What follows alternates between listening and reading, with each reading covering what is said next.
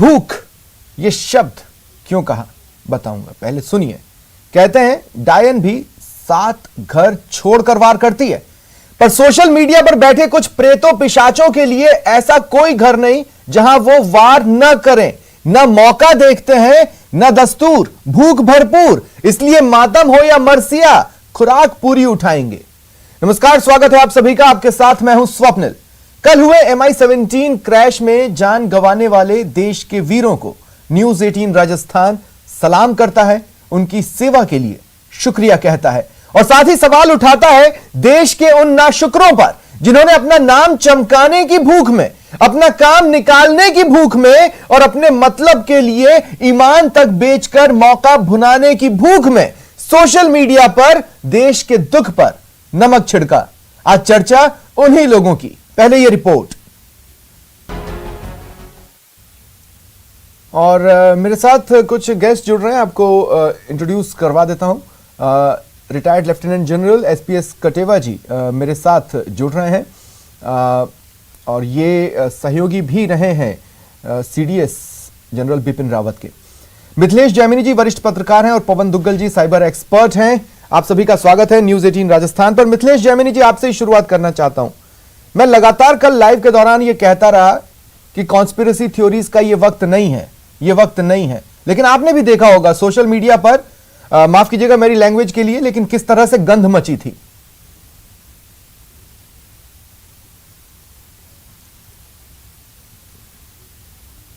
देखिए स्वप्निल जी, सबसे पहले तो देश के महान सपूतों को श्रद्धा सुमन अर्पित करते हुए उन गद्दारों को बेनकाब करने की जरूरत है।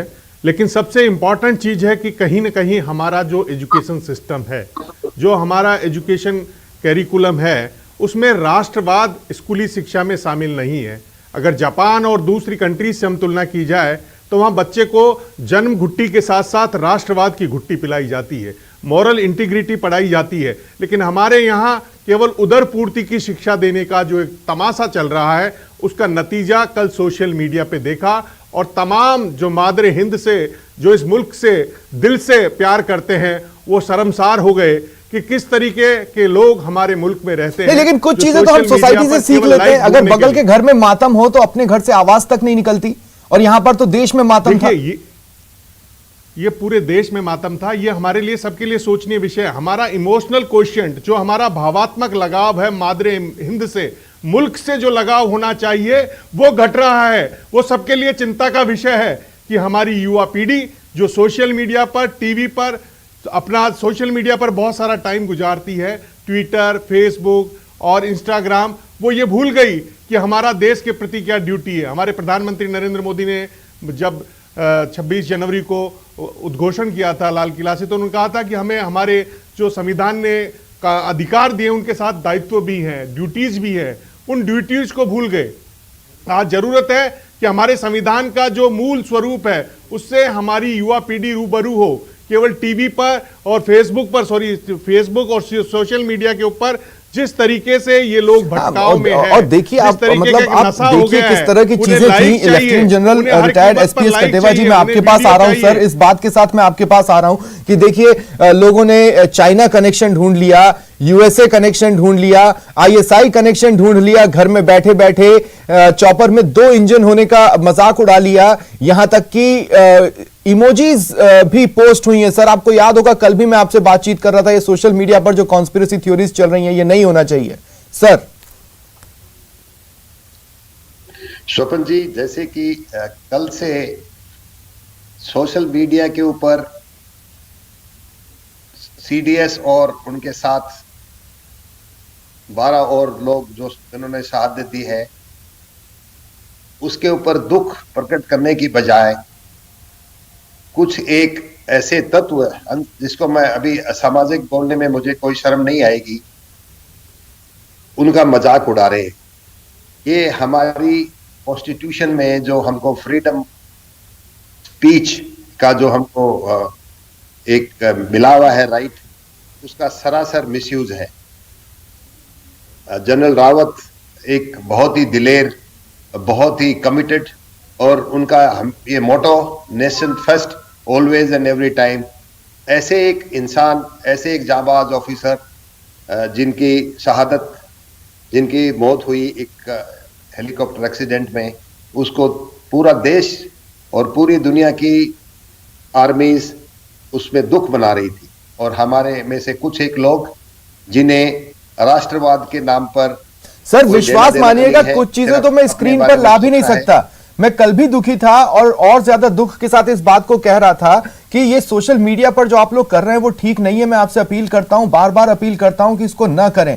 आज भी जब मैं सुबह उठा, टाइमलाइन भरी पड़ी है, कई चीजें मैं स्क्रीन पर दिखा नहीं सकता, हमारे अपने नियम है, लेकिन जो मन की भावना है वो बताने के लिए भी हमारे टीवी न्यूज इंडस्ट्री के जो नियम बने हुए हैं वो आड़े आ जाते हैं। लेकिन मैं कहना चाहता हूं, एक खास शब्द यूज किया गया, कर्मा। क्या कर्मा? बिपिन रावत जी का कर्म था देश के प्रति सेवा, जो उन्होंने निभाई। किस कर्मा की बात कर रहे थे लोग? आप ज्यादा बेहतर तरीके से बता पाएंगे सर। वो कुछ एक डिसग्रंटेड लोग होंगे जिन्होंने ये सोचा होगा कि बिपिन रावत साहब ने अपने ड्यूटी के दौरान सही चीज को सही बताया और किसी के साथ भेदभाव नहीं किया। उनके इस कार्रवाई से कुछ एक लोगों को कुछ छोटा मोटा नुकसान हुआ होगा और उस नुकसान को वो सिर्फ अपनी गलती नहीं मानकर जनरल रावत के एक्शन के ऊपर उसको जिम्मेवारी दे रहे हैं। ऐसे ही कुछ लोग होंगे, मुझे पता नहीं है कि इस तरह के कौन लोग हैं जिन्होंने ये सब कर्मा के बारे में लिखा। उनकी कर्म और कर्म भूमि पे जो उन्होंने जो किया बचपन से लेके आखिरी सांस तक, उस पे कोई संदेह उठाना, उसके ऊपर किसी तरह की अंगुली उठाना एक पाप के समान है। एक इंसान जिन्होंने अपनी पूरी जिंदगी और अपने साथ अपने परिवार की पूरी जिंदगी इसी चीज में लगा दी, देश की सेवा करने में, फौज की सेवा करने में, और उसके बाद ऐसे समय में जब उनकी देहांत हो गया, शहादत दी उन्होंने, ऐसे समय में इनके लिए कोई ऐसी बात बोलना बहुत ही खराब बात। बिल्कुल, हमारी सभ्यता ये नहीं सिखाती है। अगर कोई इंसान, हमारे दुश्मन भी अगर कोई मारे जाते हैं, आपको बताऊं मैं, सेना में अगर हम हमले के दौरान अपने दुश्मन को हताहत करते हैं, मारते हैं, उनको भी जब मरने के बाद जो रिस्पेक्ट वो डिजर्व करते हैं वो उनको दिया जाता है। हमने कारगिल की लड़ाई में, 62 की लड़ाई में और बाकी सब जगह भी जहां भी हमारे दुश्मन मारे गए हैं, उनको जो लास्ट राइट्स हैं उनके धर्म के मुताबिक पूरी इज्जत के साथ दिया जाता है। बिल्कुल, कल तो होड़ सी मची थी सर। मैं ये कह रहा हूं कि समय से पहले लोगों ने रेस्ट इन पीस लिखना चालू कर दिया, कोई ऑफिशियल स्टेटमेंट नहीं आया। किस बात की जल्दी थी? जल्द से जल्द इंफॉर्मेशन पहुंचा के नाम कमाने की अगर किसी को जल्दी थी तो भैया आप अपना नाम अपने पास रखें, मेरी टाइमलाइन पर न दिखे। मैं आपसे अपील करूंगा, मुझसे जितनी दूरी बनाकर रख सकते हैं रखें। पवन दुग्गल जी, मैं आपके पास आ रहा हूं। यूं तो ये सोशल मीडिया कंपनियां जो हैं वो बड़ी झंडा बरदार बनती हैं मोरालिटी की।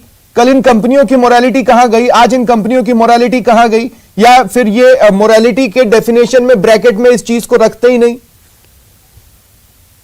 देखिए, अगर आप इन कंपनियों से मोरालिटी की उम्मीद करेंगे तो आप गलत दरवाजे पे दस्तखत दे रहे हैं और खटखटा रहे हैं। क्यों?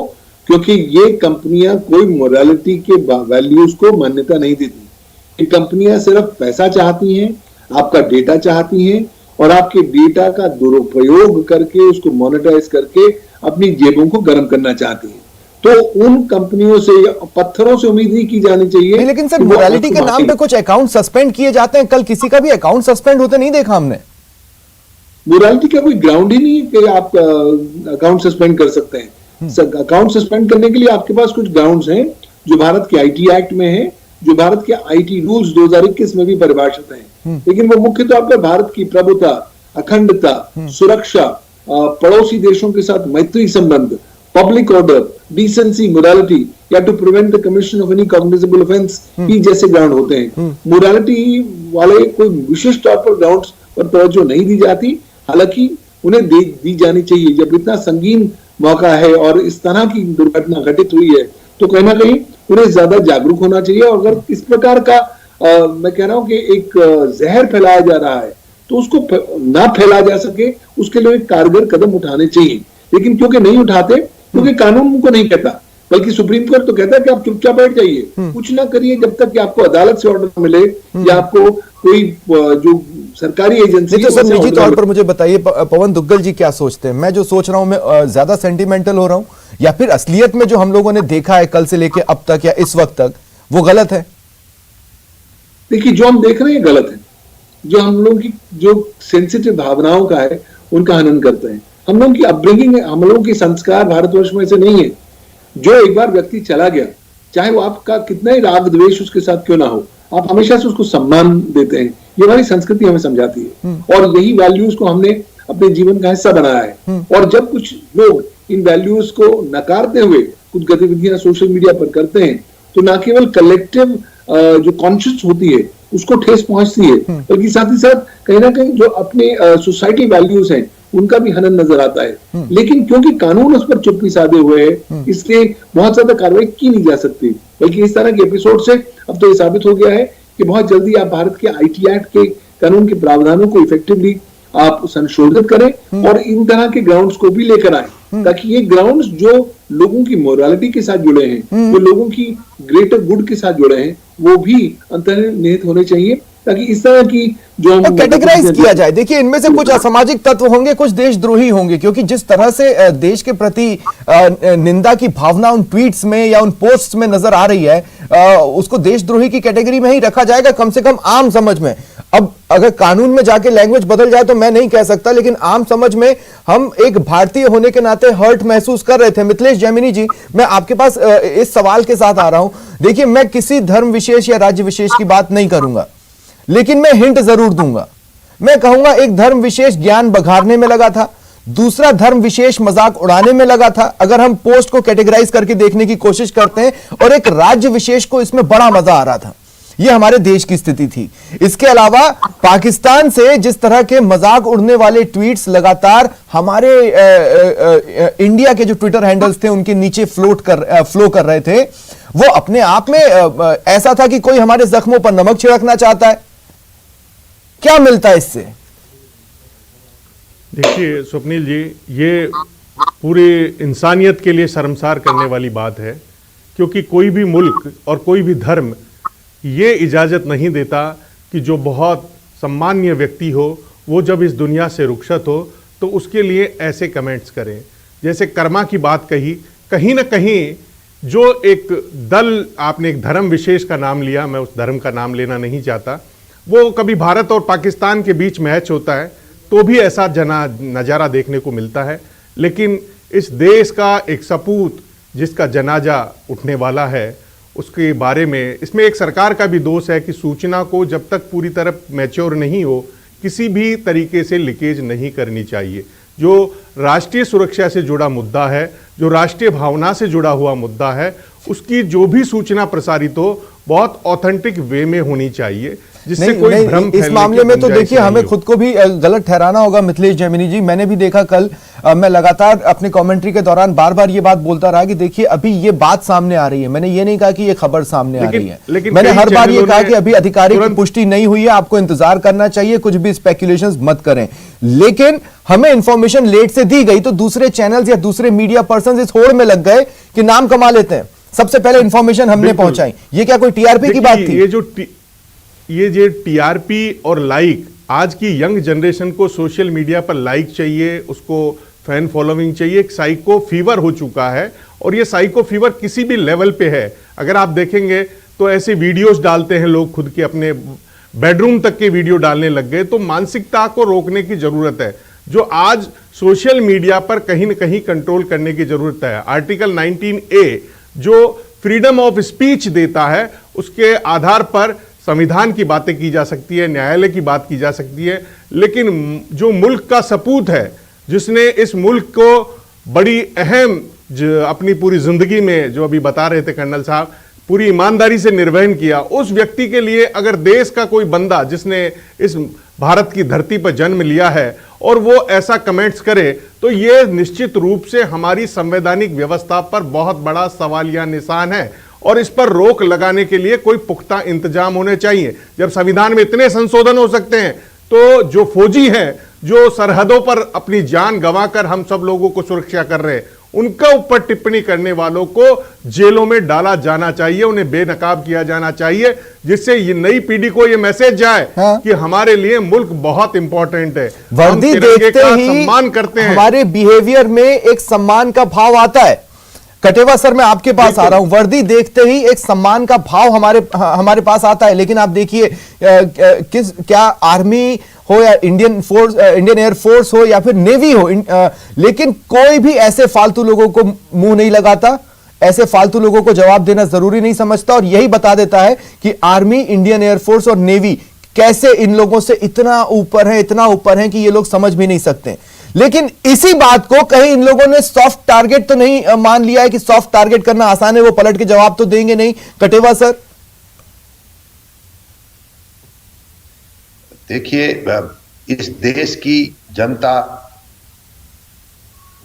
आर्म फोर्सेस से बहुत प्यार करती है और आर्म फोर्सेस का देश प्रेम इतना ज्यादा है, कूट कूट करके भरा हुआ है कि, और ये चीजें हमारी जनता समझती है, प्रजा सारे के सारे देशवासी इस बात को समझते हैं। कुछ चंद एक लोग हैं जो इस तरह के कमेंट पास करते हैं और उनको वापस जवाब देना आर्मी इसको अप्रोप्रिएट नहीं समझती है, क्योंकि वो अपने काम और अपनी जो इम्पोर्टेंट चीजें हैं उनको छोड़ करके ऐसे लोग, चंद एक लोग जो मजाक उड़ा रहे हैं या इस तरह के उल्टे पुल्टे कमेंट लिख रहे हैं, उनको जवाब देने का कोई औचित्य नहीं है, क्योंकि फिर वो तू मैं की लड़ाई करना।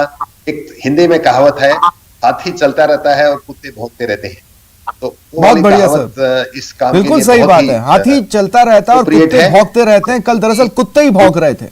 लेकिन फिर भी मैं पूछना चाहता हूं, देखिए इस तरह के फालतू के ट्वीट से आर्मी, एयरफोर्स, नेवी का मनोबल तो नहीं टूटेगा, लेकिन क्या हर्ट महसूस होता है?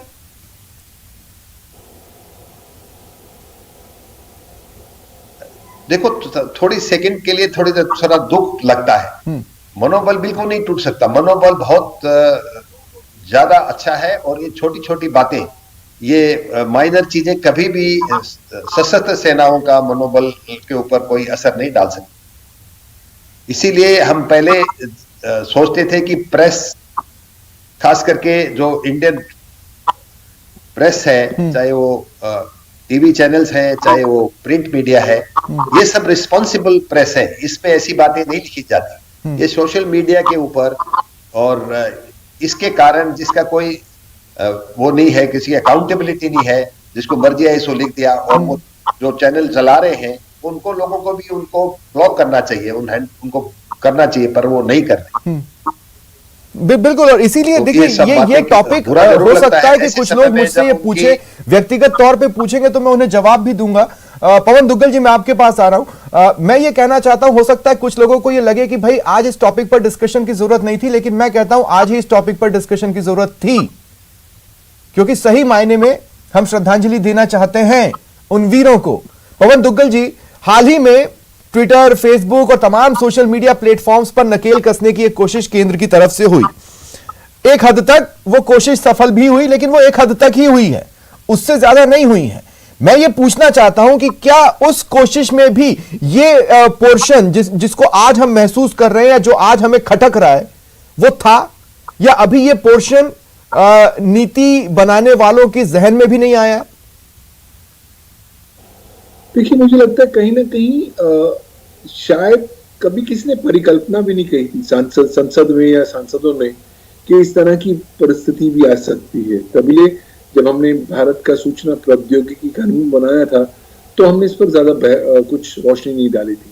जो आईटी अमेंडमेंट एक्ट आया था सन 2008 में, उसमें भी हमने कोई बहुत ज्यादा सोशल मीडिया के इस तरह के दुरुपयोग और दुर्व्यवहार की बात नहीं करी थी।